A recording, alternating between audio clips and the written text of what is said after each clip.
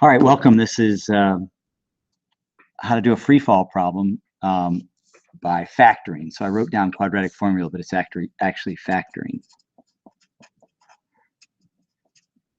How to solve a free fall problem by factoring. So let's say we've got a ball thrown upwards at 72 feet per second from a 63-foot tower. We're going to write down the height equation. Always negative 16 t squared plus velocity is 72 feet per second plus the initial height, which is 63 feet.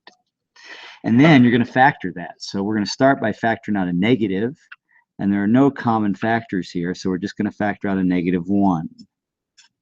So it'll be 16t squared, that's positive 16, minus 72t, minus 63. And when it hits the ground, that's going to equal 0. The height's going to equal 0 when it hits the ground, so we put that in there. Now this, we're going to be able to factor. So we're going to get a calculator.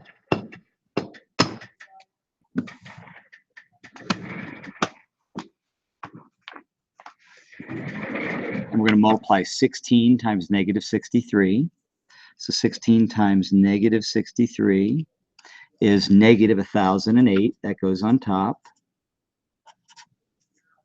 And negative 72 goes on the bottom. Now we're looking for factors that multiply to negative 1008 and add to negative 72. So it's got to be a negative and a positive. So I'm going to put 1008 in my calculator, divide by, I need a number bigger than 72, and the other number is going to be smaller than 72. So maybe I'll try 80. Divide by 80, and I get 12. 80 take away 12 is smaller than 72. So I've got to try a number bigger than 80. So let's try 85. And that's 11, almost 12. So 85 take away 12 is bigger than 72. So that tells me my number has to be smaller than 85. Let's try 84. 84 works. So 84 take away 12 is negative 72. So it'll be negative 84 and positive 12. Now don't forget this step. Write down the 16 twice. So 16t minus 84 and 16t plus 12. You got to write that 16 down both times. Now, divide both parentheses by the biggest number that goes into both evenly.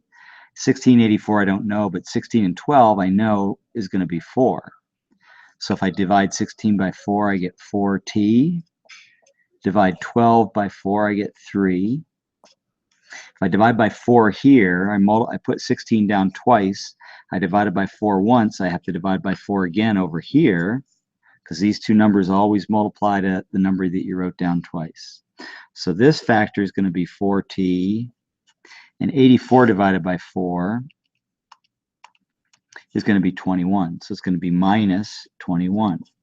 Be very careful with the signs. That's going to be a big, important deal. So now I've got 4t minus 21, 4t plus 3, that equals 0. So you set both parentheses equal to 0. Here, in order for that, it can always be the second number divided by the first. So t is going to equal 21 over 4, and you change the sign. So it was negative, it becomes positive. So 21 fourths, 21 divided by 4, is just 5 1/4. Here it's going to be t is going to equal negative 3 over 4. So that's negative 0.75. And that's when the height is 0, so when it hits the ground. So one is going to be over here at 5 1/4 seconds is when the rock comes or the ball comes back down. And the other is over here, negative 0.75. So put both those answers on the x-axis, the x-intercepts, and that's going to be when the ball lands. So the x-intercepts are going to be 5.25 and 0, negative 0.75 and 0. All right, the next thing we're going to figure out is going to be the time and the height at the peak. The way you get the time at the peak is you take the average of the two x-intercepts, so it's going to be 5.25 plus negative 0.75. Divide that by 2, and that'll give us the height at the peak, or the time at the peak. So 5 1/4 take away 0.75 is going to be 4 1/2. So I do 4 1/2 divided by 2. I get 2.25 seconds. So that's going to be the axis of symmetry.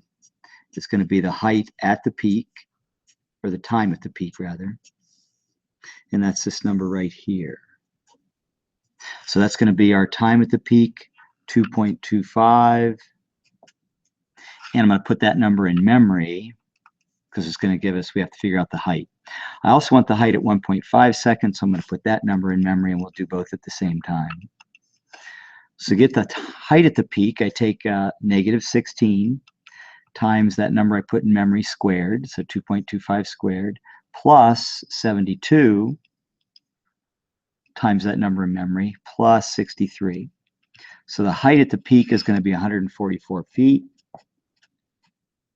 I count up here 10, 20, 30, 40, 50, 60, 70, 80, 90, 100, 10, 20, 30, 40, 50. So this is 150.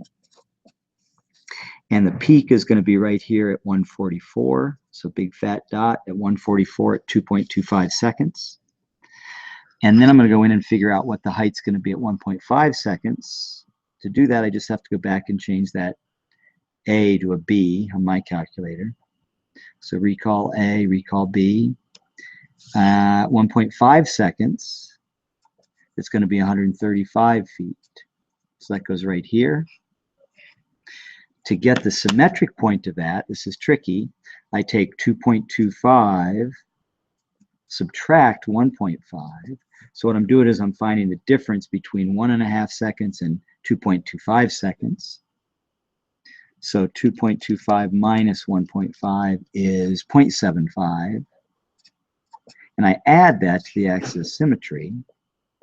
And that will give me the symmetric point right here. So 2.25 plus 2.25 and 0.75, and I get 3 seconds. So the symmetric point is going to be 3 seconds. Of course, the height will be the same at those 2 points. So let's put that on the graph. 135 feet at 1.5 seconds is going to be right here. Almost made a mistake there. And over here on the other side, at 3 seconds, is going to be the same height. So the upper part of the parabola starts to look like this. All right, the y-intercept is pretty easy. That's when time is 0. The height will be the number by itself, which is 63. So at 0 seconds, it'll be 63 feet in the air. That's right there. And it hits the ground at negative 0.75, so that's going to be back down there. If to find the symmetric point of the y-intercept, I just take the axis of symmetry times 2. So that's going to be 4.5 seconds. So it's just this distance here, and then you go the same distance on the other side. That'll be 4.5 seconds. So that's 63 feet. Back at 63 feet at 4.5 seconds. So the other side of the parabola looks like this. And this will be at 63 feet also. All right, if you have questions, email me or ask in class.